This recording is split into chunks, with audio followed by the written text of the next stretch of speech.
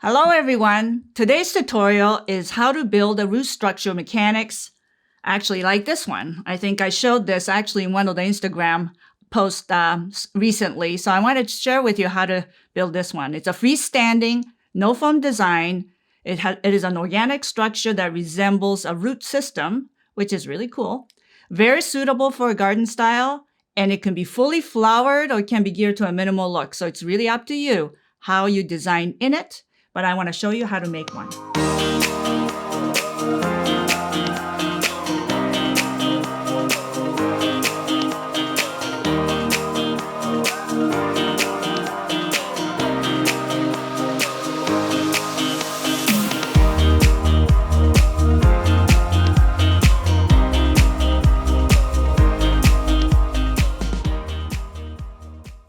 So the main ingredients to build this structure is really the chicken wire pillow, number one. And the other item is just random length of Midollino extender, but they're shorts. So as per my instruction on Midollino extender, those were really long extended pieces. These are actually short. So I'm going to show you how to build one of these. So with this one, what you need is a combination of things. You need a Midollino. You need number 18 gauge wire. You need some half tabs of U-glue dashes. You'll need actually bullion wire. And you also need raffia. So we're going to start. So I'm going to start out with the 18 gauge wire, which comes in a length like this already. I think it's already an 18-inch length that comes in the box. And then I'm going to actually make one that suits this length first. And then you can actually sort of figure out how to make different random lengths.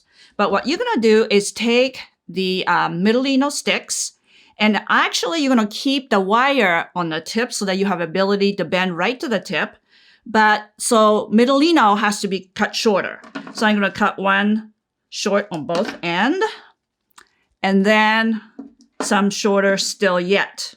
So you're going to kind of grade it down so that the Midollino gets shorter and shorter into the middle. And so then you have the gradation of thickness from the tip into the middle. So I'm just going to cut these so that it fattens up the middle and thins out at the end. So it's something like this. If you want it a little bit fatter through the middle, you might want to cut a few pieces that are short through the middle, like this,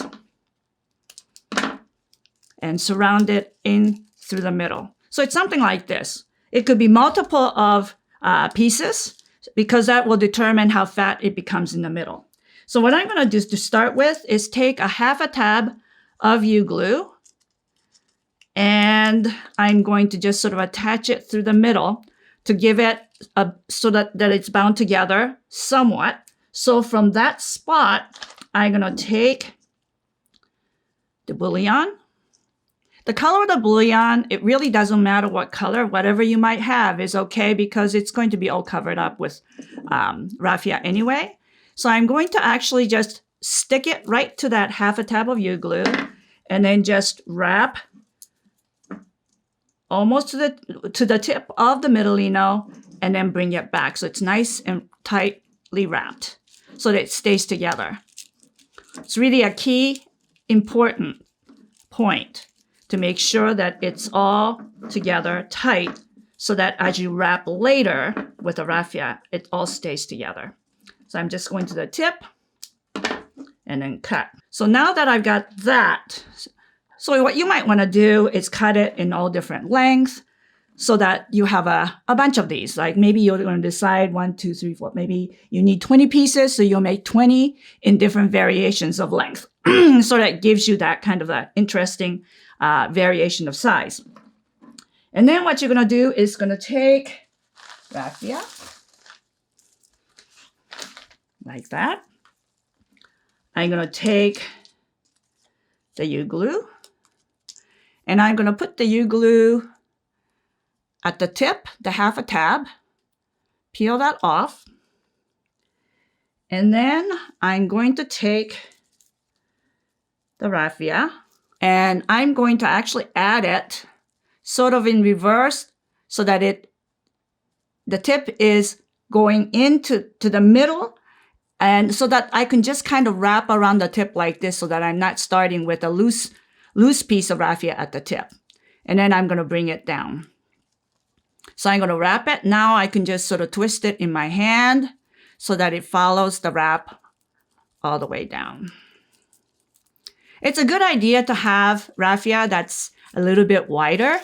That gives you a little bit better coverage like this. I think this is better than the real thin one or real tight one. Unwind some of the tight ones so that it's a little bit broader because it'll make it quicker, easier to cover this. It'll take much easier and quicker.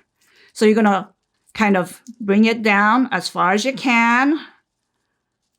And then at a certain point where we have to seam the next one, you're going to take another half a tab of your glue and seal that spot so that it doesn't unwind there. I'm going to take another piece of raffia and I'm going to just continue. So I'm going to go attach that seam like right there with another piece of your glue and then go over what you just went over the tip of it so that it appears seamless. So you're just going to do the same thing. So basically that's all you do is cover with raffia like this. I guess I really, really like the raffia really, really well because it really is an organic material in itself and the color is not sort of overbearing. It has a feel and a look of maybe like dried stem or dried roots. And so it really gives it a much more gardeny, more authentic gardeny feel. So now, again, I took another half a tab and I'm going to actually keep adding until it's finished. So that's how I get this shorter one and the multiples that you need to finish off this structure. So once you have that completed like this, what you want to do is actually shape it a little bit the way you want to use it. I have actually the chicken wire pillow. But instead of usual chicken wire pillow being built this way, I want to kind of build it so it's a little bit skinnier. And that's the beauty of the chicken wire pillow is you can shape it and actually downsize a little bit in narrowness or width or height. So this is why I really like the ability of using the chicken wire in this instance. So what I want to do is actually now attach. And for this, you will need the bind wire. And again, natural color bind wire is the best. So I'm going to cut this into a few pieces so that I have lengths in advance. So I'm going to cut it so that I have just these short pieces to work with. So with this, I'm going to attach it to the spine here of the pillow. And you want to attach it at least in 2 spots so that it doesn't swivel. So I'm going to do this. And I also going to go a little bit lower and attach it in another spot so that it's totally secure like this. And basically what you're going to do is repeat that all the way around. So I'm going to take this next one and do the same. In 2 spots, again, attach it to the chicken wire and twist nice and tight so it stays in place. And another down below. Now the key thing is that you get a nice coverage, but remembering that it is possible if you want to keep some of it open so that you have an ability to insert stem in through that gap, you can leave it a little bit open so that you don't have to do it really, really tight and closed all the way around unless you desire that effect. So this is what the finished root structure mechanic actually looks like. And doesn't that really look like just like set of roots and that there's opening for flowers? And it's really perfectly suitable to sit in a pool of water A large bowl like this is really perfect, enough to have water in there, and making sure that whatever stem that you use to design in there is of the length so that it touches water. So for instance, if I want to use this beautiful viburnum, I want to cut it so that it touches the bottom of this container. So I want to be able to use it so that it sits in there like this. Look at how that looks. Isn't that fabulous? The other thing that you want to do is use some different material that mimics a little bit of the feel of this structure. So it's very possible to use something like this Tillandsia xerographica pieces, and so that it gives you that look of the roots and that sinuousness of the tendril.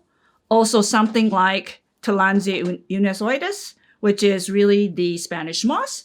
That could be also very beautiful to give you a little bit of a drape down and in, so that it gives you an interesting texture. You can go ahead and use things like these little shorts to tuck into the sides, but again, making sure that the stem touches the water. I like things like vine. Usually, I'm not thrilled about blackberry, but this is a type of blackberry that I just found out outdoors that I thought was really gorgeous, because this one here can be placed and actually be used to kind of twist in and around this structure to make it just a really interesting piece because of the nature of the root system and how this plays out in the way it designs in here. So, it's just a lot of fun to play with different material. You can see it could be very organic and very natural, like in this case with the malice in here as well. It sort of plays into it. Again, this has to go all the way to the bottom. So you want to make sure that it fits into this. So it's like this, but you can see how this goes. And so use your imagination, design it so that it's this beautiful self-standing. And of course, don't forget that you need to put water in it, because that's what this is all about. It's in the pool of water and it's self-standing.